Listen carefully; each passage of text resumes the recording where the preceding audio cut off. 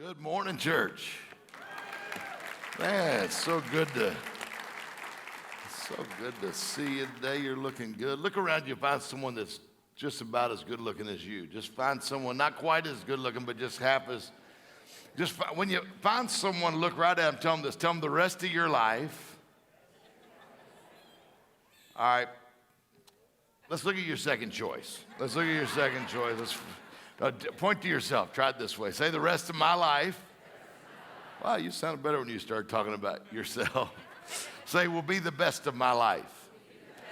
All right, now you know what we're going to say. I want you to say it one more time like you believe. How many believe your life could get better? How many believe that? Okay, about half of you. How many believe the Bible? How many believe the Bible? Oh, good. Well, the Bible says in John 10:10, Jesus came that you might have life and that you might have it more abundantly. More abundantly means more than it is right now. So what that means is no matter how good it's going for you right now, that it could get better. And that the good news is it doesn't matter how bad it's going for you right now. Thank God it can get better because he came that you would have it more abundantly. In one version it says that you might have and enjoy life. How many want to enjoy your life? And not just when you get to heaven, but while you're here. It doesn't mean life's going to be perfect, but here's the thing. How many like this? How many like the rest of your year to be the best of your year? I mean, I'm talking about this year. I'm talking about 2019. I don't know about you. I still think God has time. You know, this is my favorite season of the year right now that we're in, the football season. And I love watching a team in the fourth quarter come back and do more than they did in the whole first three quarters. You know, that right at the last minute, all of a sudden, and that's kind of what here we are in the fourth quarter of this year. And I'm thinking if God could create the entire world in 6 days, think what he could do for you in the next 2.5 months. How many have got some things you'd still like to see God do this year? Yeah, so this year's not over with yet. So say this with me. Say the rest of my year will be the best of my year. Now, here's one thing I have found. I found life goes better when you put God first. Has anybody else found that to be true? Life goes better when you put God first. I would encourage you between now and the end of the year, put God first. You know, I'd encourage you all the time in your whole life to put God first, but make an effort. Life goes better when you put God first. How do you put him first? I think one of the ways you do that is by planting yourself in God's house. And one of the ways you do that is by showing up to church. Look, you're doing good today. Just because you got here today, you're saying, look, I'm putting God first. I'm putting God first. And so when you put God first and you plant yourself in God's house, the Bible says when you do that, your life would flourish. How many like to be happier than you are right now? Healthier than you are right now? More love in your home, more joy, more peace. How many like to see more people give their heart to Jesus than here at TwinRivers? Yeah. And so all this is just part of flourishing. It's becoming more than we are. And the Bible says when you plant yourself in God's house, your life would flourish. So just by showing up today and making a decision, I believe when you walk out to the parking lot, you're on your way to the car, you can just declare over your life, Father, I think this week my life's going to flourish. My relationships are going to flourish. My business is going to flourish. I'm flourishing because I made a decision today to plant myself in God's house. I believe that's just a good decision, and I couldn't think of any better place to plant yourself than right here at Twin Rivers. How many love your church? How many are grateful for your church? It's got to be, I was telling the other service, it's got to be pretty easy to love this church. It's easy to have a heart for the house when you know the house has a heart for you. And I tell you what, your pastors and the whole team here just love you, want the best for you. How many are thankful for your pastors? How many are thankful for them? My goodness, you got just the best of the best. And Pastor Joe, their whole family just amazing. And he's just not just a great preacher and a great leader and he's just a great person. He's just a great person. I'm just honored to call him a friend. Honored he'd let me hang out with you today. And then tonight as well, it's going to be awesome. A lot of fun tonight. My wife was supposed to be with me tonight, but it's going to be just me. She left me. She didn't leave me. That's not what let me finish that. She left me, and so I'm here to do the marriage retreat, marriage conference tonight. I got a lot to tell you what not to do. she left me to do it by myself. She had to have a little emergency, little surgery anyway, trying to recover from that. And so it's going to be me tonight. So she didn't leave me. We got that? We have been happily married for 16 years and just celebrated 22 years of marriage. And so it's been awesome. And I'm going to share about that tonight, so you don't want to miss it. But we had our 22nd wedding anniversary a couple of months ago. She woke up, she goes, honey, today's our anniversary. I said, I know. She said, I had a dream last night. You were going to give me a diamond necklace. She said, what do you think that means? I said, well, when you open your presents, you'll find out. She was so excited, so I gave her a gift. She was ripping the paper off. I'd bought her this book on the meaning of dreams. And I had no idea what it meant. But anyway, we celebrated 22 years, and she sends her and her apologies for not being able to be here. But we're gonna have a good time tonight, and I'm gonna teach you exactly how to have a great marriage. And she told me exactly what to say, so it's gonna be awesome. This morning, I want to teach you a little bit about relationships, but this is a different than what we'll talk about tonight, where it's more romantic relationships and marriage and that kind of thing. But this is just relationships in life. I spent years studying great achievers. What made people great? What caused them to achieve greatness? Whether it was great in the baseball field, the battlefield, the business field, whatever field of life. And I found there were 12 common qualities in that, and just some wisdom that I discovered in this. And I wrote a book called The 12 Traits of the Greats, and one of the traits was relationships. Greats understood that you just can't succeed alone. We're better together. They understood the value of relationships in every area of your life. And so this morning, I'm going to give you 10 R's of relationship, the 10 R's of relationship. So if you got your phone or something, you might want to write these down. I promise you just a little bit of wisdom, some things that I've come to understand in relationships and that I've learned from other people that have succeeded in this. And the Bible says wisdom is the principal thing. So whatever you do, get wisdom. So these are 10 wisdom principles of relationships I think will help strengthen your friendships, promote healthy interactions in our lives. If you want tomorrow to be different than today, learn something today that will make tomorrow different. See, if you want the rest of this year to be different than the first part of the year, I would encourage you to do some things different the rest of the year. If you keep doing the same thing, you don't learn something different, you'll keep getting the same results, right?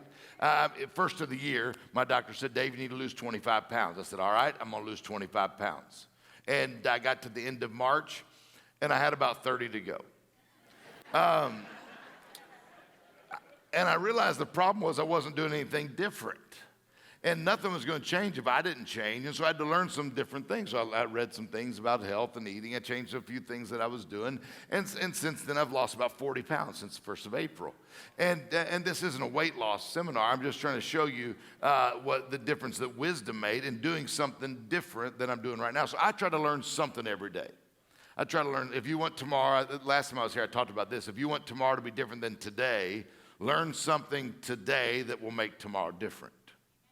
Right? So whatever area of life it is, I'm always trying to learn something. You know, I learned the other day, if your airbag deploys in your car, it costs $500 to put an airbag back if it deploys. I didn't know that, right? And that's not like life-changing godly information. It's just something I learned, right? I learned something.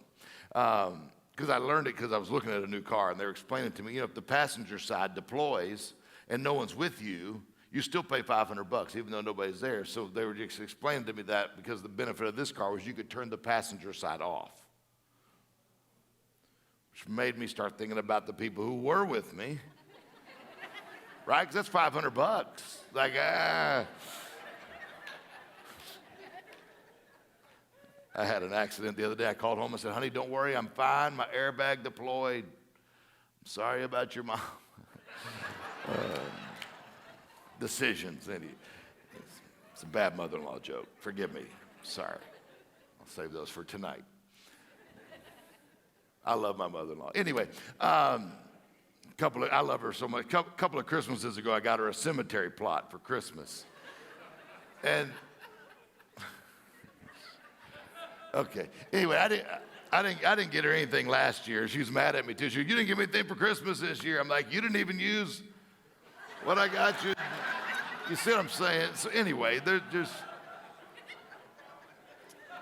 so wisdom, let's get back to this. Wisdom in the area of relationships. So let me give you these 10 things. 10 things I think will help you in this area. And by the way, last time I was here, I think I had the 12 Traits book, and I developed a whole program. There's always some people like me that love wisdom, love learning and growing, and so I developed one of the chapters in that is on relationships, which goes a whole lot deeper. There's stuff in there on mindset. How many would admit at some point you limited yourself by your own thinking? Your own thinking limits you. Yeah, so I talked to you about how to change the way you think, the way you look at things. Responsibility is another trait of great achievers. They quit blaming everyone else for their problems, and they change the things they need to change. There's all kind of good stuff there. 12 different traits. If you're like me and you want to learn and grow, this would be a great way to wrap up your year and just finish strong. I'm just talking about finish this year strong, go into next year learning and growing. And we developed a whole 12-week program to go with the 12 traits. So you take a trait a week for 12 weeks, and you'll read it in the book. You get a workbook that goes with it. You can write stuff down. You get videos and audios. And like I said, it usually comes in a big box. We had that last time we were here. And about 50% of what we do is in the corporate arena. In the corporate arena, that big box sells for about $1,000.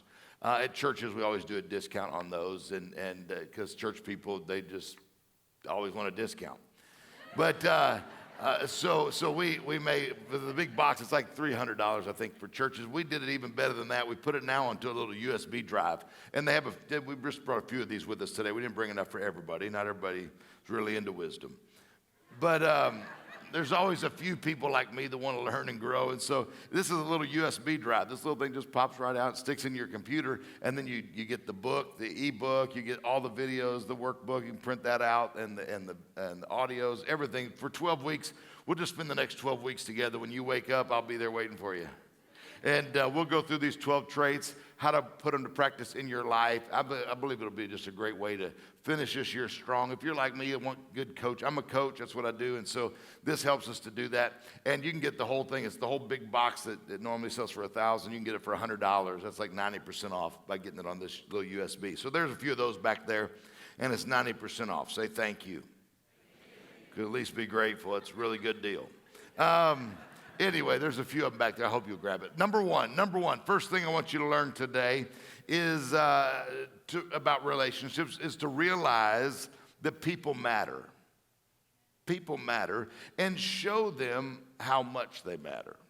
I think if you're going to have strong relationships in any area of your life, people need to realize that they matter. We've all heard the saying, people don't care how much you know until they know how much you care. People don't care how much you know until they know how much you care. Everybody needs reassurance of their worth. Isaiah chapter 50 and verse 4 says this, the sovereign Lord has given me his words of wisdom so that I know how to comfort the weary. God will help you let people, add value to people. God will let you know what to say, what they need to hear. Morning by morning, he awakens me and opens my understanding to his will. I encourage you, remind yourself all throughout the day, today and every day, that each person you meet has encountered waves of criticism and condemnation and inferiority, and you could change all that by adding value, by letting them know that they matter. Your words of encouragement could be like water on their seeds of hope. There may be someone here today that just feels like giving up, but there's this small seed of hope, and your word of encouragement, your kindness, you're letting them know they matter, could be all the water they need for that seed of hope to begin to spring up within them, to let them know that they matter. People don't care how much you know until they know how much you care. People are valuable. And people need to know they're valuable because there's three ways to see yourself. Understanding your value and really even self-esteem issues. In the corporate arena, there's a lot of teaching on self-confidence. There's three ways to see yourself. In the corporate arena, we probably would teach two ways to see yourself, how other people see you or how you see you. In church, we get a third way. How other people see you, how you see you, or how God sees you. If we can let people know how God sees them, see, how other people see you, I mean, really, it doesn't matter. It really doesn't matter. I mean, you can't go your whole life worrying about what other people think about you all the time. Eleanor Roosevelt said it this way. She said, no one can make you feel inferior without your consent. So quit going around your whole life worrying, what do they think about? What does this person think about? What does that person? You'll not enjoy your life worrying about what everyone else thinks about you. The second way to see yourself is how you see yourself, which is called confidence, right? We all want a good self-esteem. We all want to have a good self-confidence. But if you think about it, things happen to us. People say things to us, do things to us that affect our self-esteem. I mean, if you really held on to everything people say and do, it would mess up your own self-confidence. I mean, you can't rely on that self-confidence. I mean, I can think of a million things that have happened to me in life that if I held on to it. One time in high school, a girl broke up with me. She said, I'm breaking up with you. You got low self-esteem. I was like, great, that helped. You see what I'm saying? The things that... Another time in high school, this girl called me. She goes, hey, come over to my house. Nobody's home. I went over there, and there was nobody home. No, she wasn't even there. I'm like, nothing. That hurts. That's damaging to your self-esteem, right? So I don't want to live my life how other people see me. I don't want to even live my life how I see me. But if I could learn to live my life the way God sees me, if I could see myself the way God sees me, a friend of mine wrote a book recently called Godfidence. There's a big difference between confidence and Godfidence, between knowing who you are and knowing whose you are. See, when you develop a Godfidence of knowing whose you are, I kind of picture up in heaven, God's got pictures of all of us up on the wall, right? He's got a picture of every one of us. And the picture God has of you, let's just say it looks really good because God has some great Photoshop skills. He's touched you up a little bit. You know, in the magazine, everybody looks good. They've been touched up a little bit. God's picture of you has been touched up. He's already removed all the wrinkles of weakness. He's taken out all the blemishes of failure. I mean, the picture God has of you is a picture of perfect success. So if we could learn to live into the picture God has of us, the picture of grace that he has for us, see what happens is most of us take the picture God has of us and we lower it to how we see ourselves instead of living into the picture God has of us and seeing the value that God has. I mean, you're the finest thing he's ever created. Just like a craftsman would treasure his work, his art that he made, or a painter would treasure his painting, God treasures you, his creation. And if you could see yourself, I was doing some work with a guy named Lou Ferrigno. Anybody remember that name? Anybody know Lou Ferrigno? Okay, a few people. And exactly. And I'm telling you this story because this will make sense when I'm telling you. That's why I said his name, because then the story makes sense. I'm not just trying to drop names. Like, I know Lou Ferrigno. I'm not a name dropper. I'm just makes sense. I don't want to drop names. If anything I've learned from spending time with Oprah, it's that you shouldn't do that, right? You shouldn't drop names. But Lou Ferrigno, it was born deaf. And so he couldn't hardly talk right. And he said he remembers about 9 years old, he remembers just his dad just saying how he would never make anything of himself. You can't talk right, and just demeaning him. And he said, I just got this horrible image of myself. He said, but somewhere in my late teens, I developed a picture of myself the way God sees me. He goes, I can't even tell you exactly who or how it came about, but I saw myself the way God saw me. And he said, I decided instead of lowering the picture God had of me to how I saw myself, I decided to live into the picture God had of me and become who God created me to be and discover my purpose. And he went on to be Mr. Olympia. He went on to be the original Incredible Hulk. And now today he's a motivational speaker. He speaks and helps other people achieve their dreams before he couldn't even talk. But why?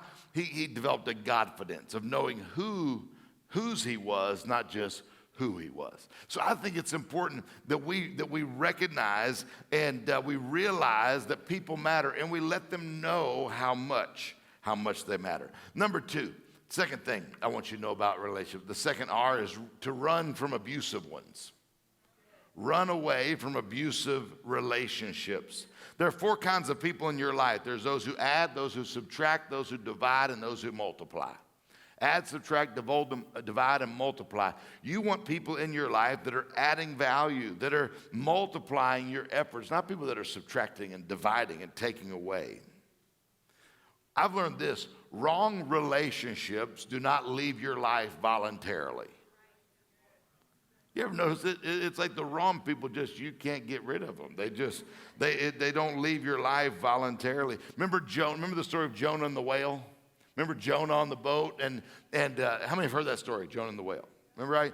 So the storm comes, there's waves coming and storms coming, and they're like, what's causing this storm? And they start throwing stuff off the boat.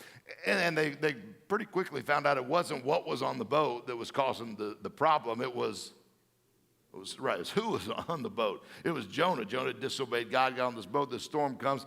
And a lot of times we ourselves get in the middle of storms, and we're like, what's going on? What's happening? And sometimes maybe, well, the Bible says you got to love everybody. It didn't say you got to let everybody on your boat. And sometimes just one wrong person on the boat, and they were throwing what was on the boat over when they needed to throw who was on the boat. And sometimes that's the problem. You just need to throw some people off your boat. People are like elevators. They take you up or they take you down. And someone who's not taking you up will eventually take you down. And so one wrong relationship can mess up a whole lot of stuff. How many have ever found that? One wrong person in your life. Remember Samson and Delilah? Remember? Samson didn't have to date every girl in town to get a haircut. He just had to date the wrong one, right? One wrong person can mess up a whole lot of stuff. So run away. Here's what the Bible says. Proverbs 22, don't befriend angry people or associate with hot-tempered people, or you'll learn to be like them and endanger your own soul. Number 3. Move on, because I know some of y'all are thinking of people right now. Refrain from judgment. That's why I put number 3 next. Refrain from judgment. Here's the thing. What's that old saying? The person who lives in a glass house shouldn't throw stones. I think the church, a lot of times I find we're not created to be a courtroom. I think we should be a hospital.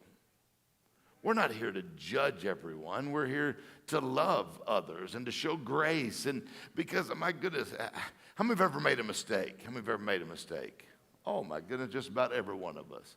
We've all made mistakes in the past. You can't draw conclusions as long as you miss information. You don't know the whole story.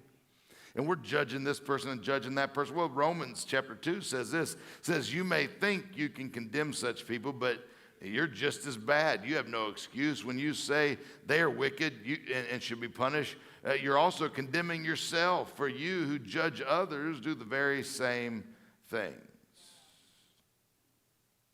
Things are never as they first appear.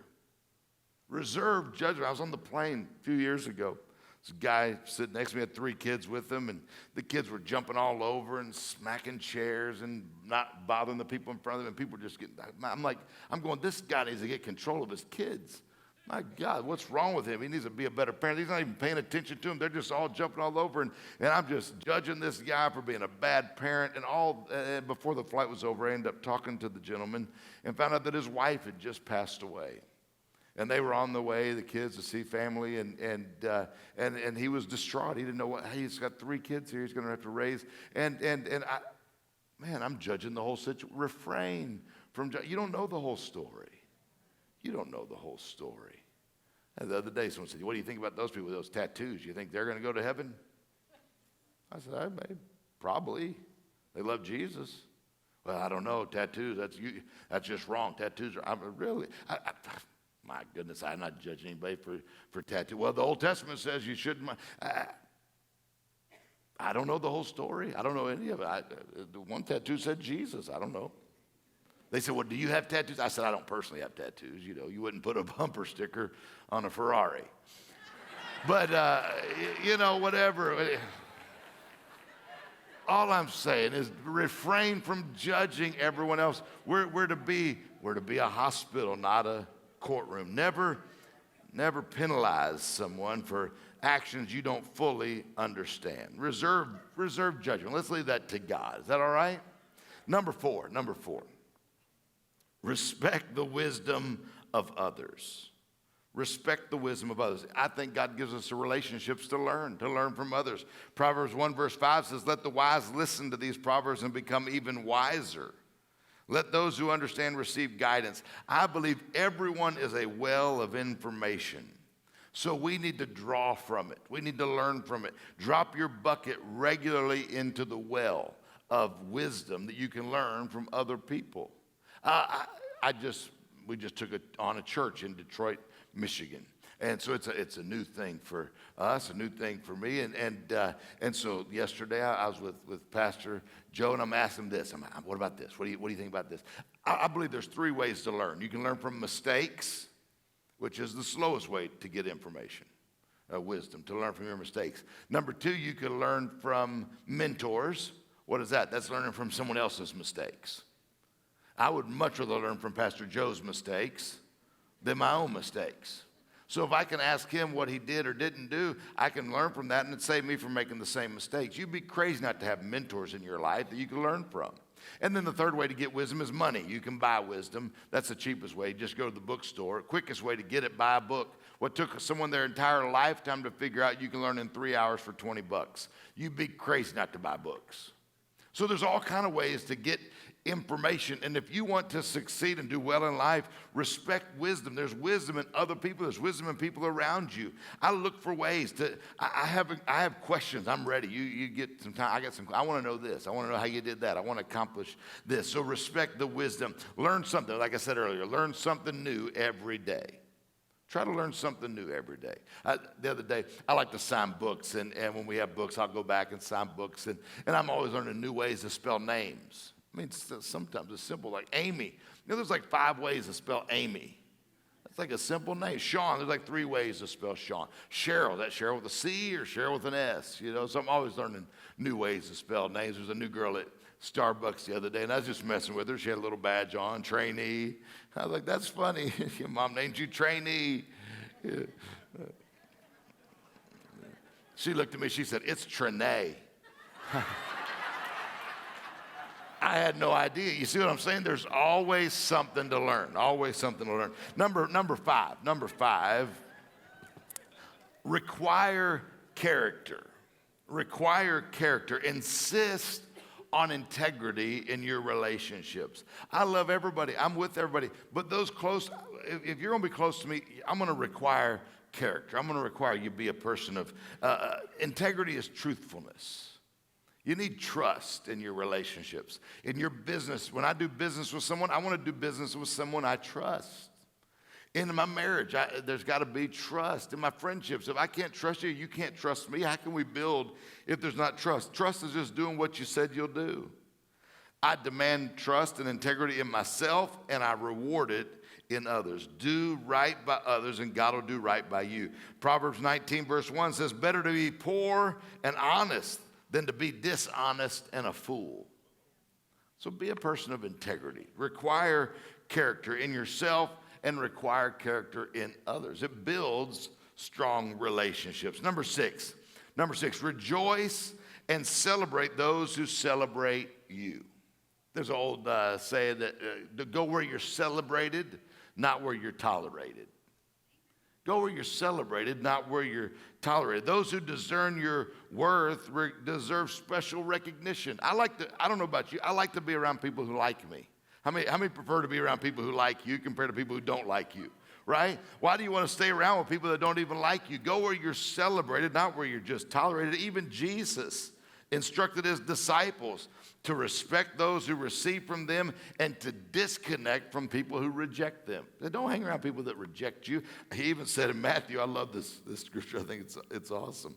So when you enter a city or a village, search for worthy people, stay in his home until you leave town. When you enter the home, give it your blessing. If it turns out to be a worthy home, let your blessing stand. If not, take back your blessing. I think that's hilarious. Nope. Give me my blessing back. I'm out of here. Hey, go where your contribution is celebrated. That's what Jesus did. Remember those bracelets, WWJD? What did Jesus do? Took back his blessing. I'm out of here. I don't know. But what I'm saying is, understand, rejoice and celebrate those who celebrate you. Number 7, this is a powerful one. This is one that you're going to want to remember right here. Return to conversation. Now, in any relationship, you'll find how important this is to talk it out. To talk it out. Whether it's a sibling relationship, whether it's a work relationship. I have seen 20-year relationships destroyed with one sentence. One wrong word said, one wrong sentence said, and offense came. And offense was watered, and because it was watered with silence, the silence of often waters the root of bitterness. And after years go by of silence, bitterness grows, and then the relationship is never restored.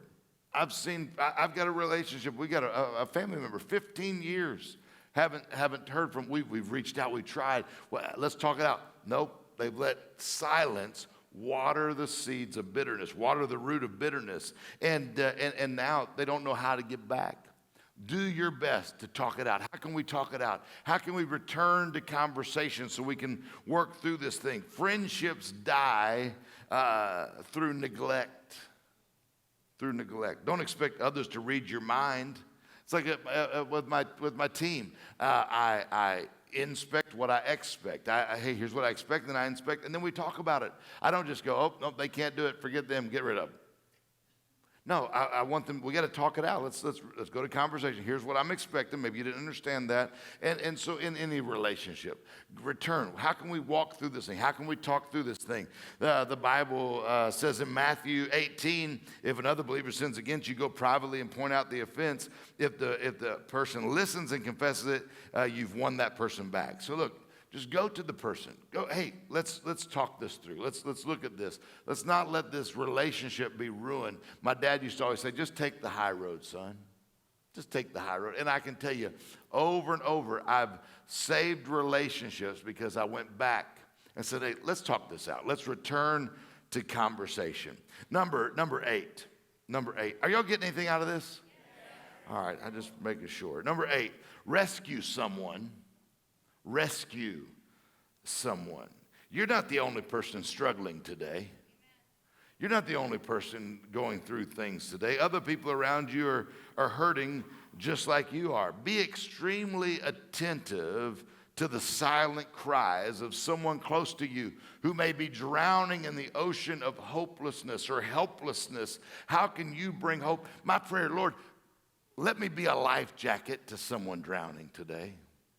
That's my prayer every day. Lord, let my words, let my heart, let my actions, let my smile, something be a seed. Let me be a life jacket to help someone, to rescue someone who's drowning today.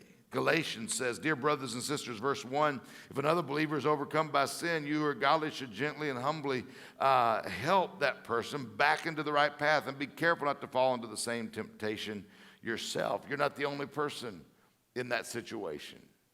What could you do? Someone maybe sitting on the row right next to you could be facing challenges you don't even understand. You don't even know. But how could you be a life jacket to that person close to you? Rescue someone today. Number 9, recognize that others increase your worth.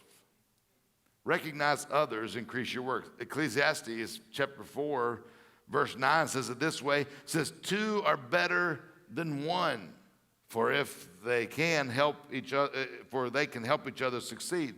If one person falls, the other can reach out and help him up. But if someone who falls alone is in real trouble. Isn't that true? 2 people are there and you fall down. Hey, let me help you. Let me get you back up. But if you're by yourself, what do? Help. I've fallen and I can't. Gotta have that little button there. But you understand what I'm saying? We're better together. Just say that with me. Say we're better together.